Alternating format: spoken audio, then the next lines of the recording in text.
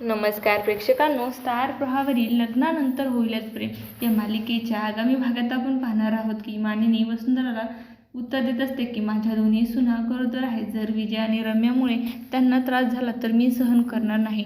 दुसरीकडे आता विजय आणि रम्याचं खोट्या लग्नाचं उघड करण्यासाठी आता काव्या चांगलाच प्लॅन बनवते.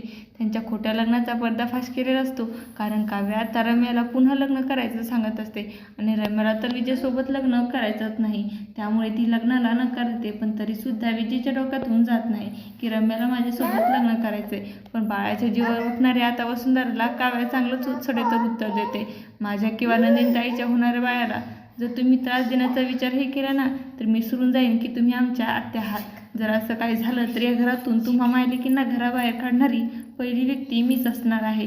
मग मी विक्रम काकाचं सुद्धा ऐकून घेणार नाही. तर काव्याचं बोलणं ऐकून वसुंधरा आता चांगलीच घाबरलेली आहे. असं काही आपल्याला या भागात पाहायला मिळणार आहे.